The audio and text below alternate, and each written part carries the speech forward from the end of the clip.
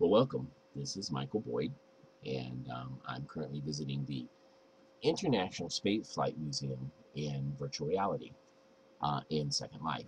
And as you can see, this is a teleport ins position, which basically means that when you come into Second Life, you use a teleport. Um, and of course, they've got different quotes, there's different things, but there's different pathways you can walk along. There's also a teleporter, which basically means you don't have to walk between the different exhibits. You can pop from one to the next. One of the issues, of course, with virtual reality is you're always dealing with lag, and that is one of the issues that you will have in an educational program is you're dealing with lag. But here we are. This is one of the exhibits. As you can see, we've got a mock-up of a rocket. You'll have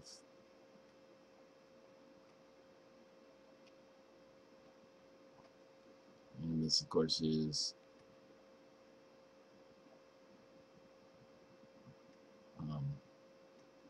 one of the more interesting things about Second Life is they can set up areas.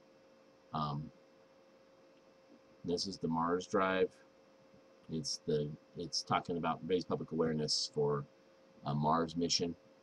One of the more interesting things about a virtual reality system is, and you'll see where this blue box says enter.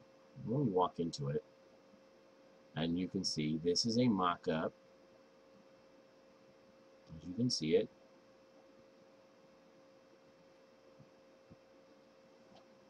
of an old space module, and you can kind of see what it would look like.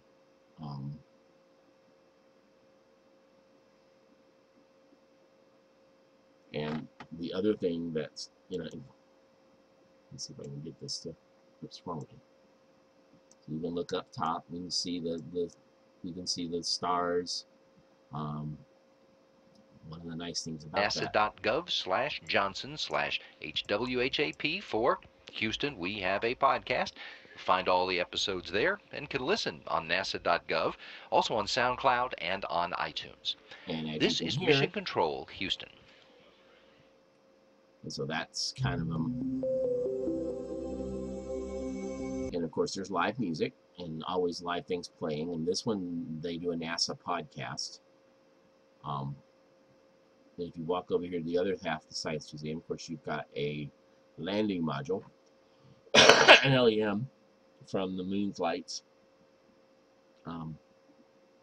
That one doesn't appear to be interactive, although it's got quite a bit of a discussion on what's involved. There's drawings, and this, of course, is the return module, command service module.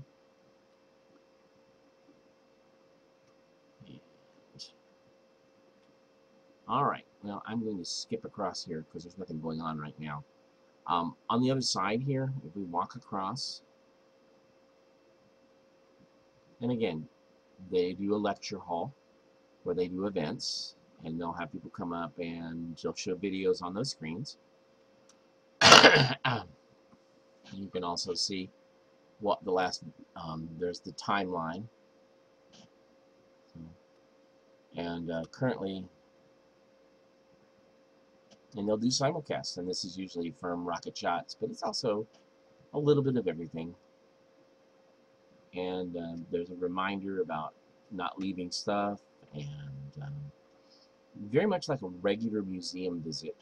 One of the values of things like virtual reality and Second Life is you can visit places that your class wouldn't normally be able to come to, and a museum on the history of flight where they can actually, and this is spaceflight. This is actually a way to interact with a lot of that stuff. It's far from a perfect setting, and there's still work being done. You can tell that they add things and do away with things all the time. They even have a gift shop where you can buy things.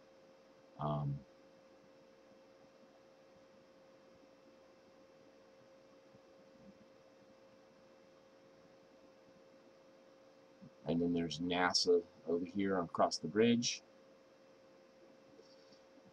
And while Second Life is one of the more older versions of virtual reality out there, It's not as immersive. You see it on your computer. You can actually, there's actually a couple apps you can download and actually use it on your phone. But and this is Jet Propulsion Labs. This is a museum discussing NASA and Jet Propulsion Labs. And this over here is a landing event, which basically means there's some kind of, if they're going to do something, looks like they've set up a mock-up of NASA. I believe that's in Houston. And so that you can kind of get an idea of what the layout would look like. And then, of course, it's the science and technology.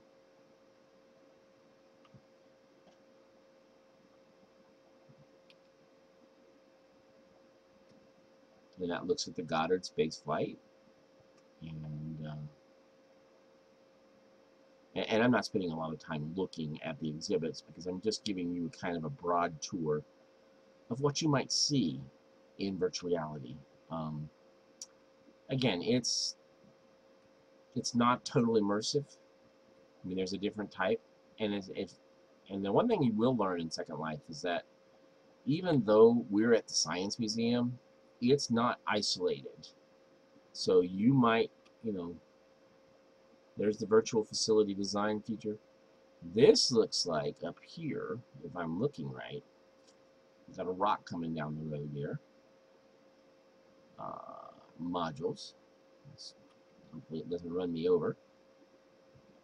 Come up here and see what's going on at the top of the hill. Because not necessarily is everything together, and so you've got to teleport to go to a different sim. They're all next to each other on the island, and it's kind of becoming kind of weird sometimes. But right up here, this is the Victoria Crater Visitor. Oh, so this is supposed to be a moon crater. So you can go and look at the crater, and you can see what's involved. As you can tell, the island ends up there, so we're not going to go any further. This will give you an idea of the crater, or what a crater might look like on the moon, which for a teacher, and as you can see, there's a tornado, and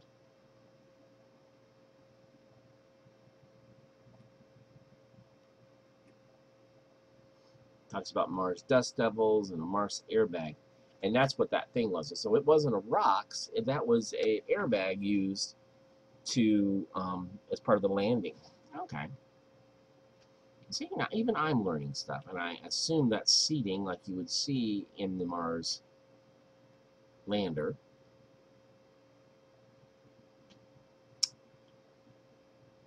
And as exciting and as interesting this can be, and you can see the plane flying overhead over in the corner, one of the things you need to keep in mind is that this is a virtual reality environment, which means there are things you can do in here that you couldn't do in the real world.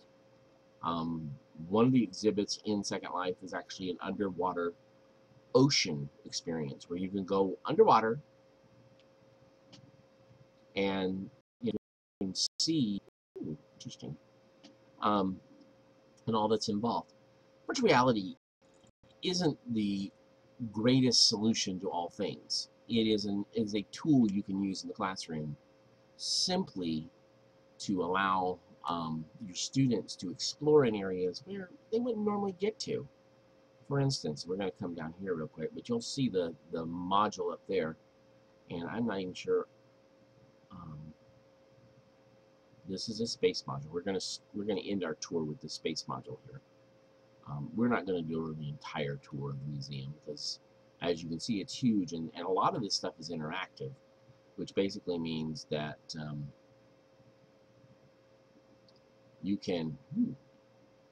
And then one nice thing about it, in reality, I'm afraid of heights, but so you can see the solar panel, and we're not gonna. So that's the solar sail. And so in real life, you wouldn't catch me up on something like this. But this isn't real life. This is virtual reality, and I'm not afraid of heights in virtual reality. Because the one thing I can't do is fall. But that is the International Space Museum in Spaceflight Museum in Second Life. And one of the reasons we wanted to introduce you to that is to give you an idea of what can be done in the classroom. You could set up a class field trip and never leave the classroom. Virtual reality has so much potential. And even Second Life, which isn't totally immersive second reality. I mean, there are events where you can do a totally immersion, which basically means it feels like you're in it. But in this case, this one, you know you're on a computer and you learn to explore, and that's basically what it allows you to do. Your avatar is totally immersed. You're not. Well, guys, thank you so much for joining me for my tour. I hope that gave you some ideas on how to use Second Life in the classroom as a tool to expose your kids to things that you wouldn't be actually able to. I mean, you can talk about spaceflight, but the reality is, how do you show them what's actually involved? How do you teach them? I mean, here we got, let's talk about a landing event up here. Well, that's the reception area, because there's nobody here right now.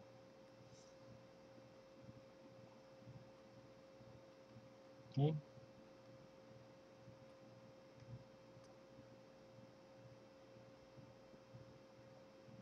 And then there's a video. So you can tell that there's a lot more going on here than I'm using. I'm just using it as an explanation, as a tool to talk about virtual reality and getting an idea. Now, the one thing about it, in a real museum, I couldn't do what I'm getting ready to do. But you know what? This is not a real museum. This is a virtual reality world, and there are no limits in terms of where you can go. So if I want to go out and I'm at an exhibit and I really want to look at it, okay, I don't have to stay on the walkway. I can just walk right into the middle of it and get a closer look. And that's one of the nice things about it. In a virtual reality world, you can get involved in the simulation. For instance, if I want to, I can walk up here and get right up on top of it. And nobody will say a word. And I can go in the middle of simulation. Now, it's kind of rude if there's a bunch of other people around. But if you're here by yourself, what does it make?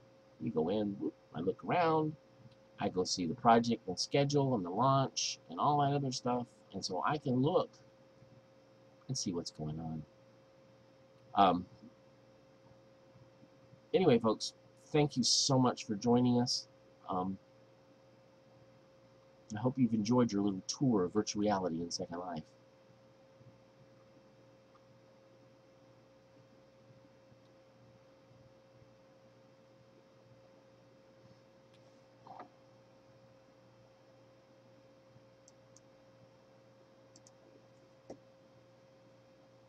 And just so you're aware, this is a teleport.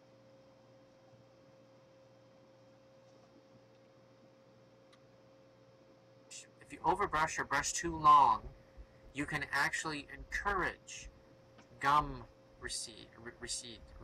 You can encourage a receding gum line. That's how that works. If you brush too long and too hard, apparently. Although it is good to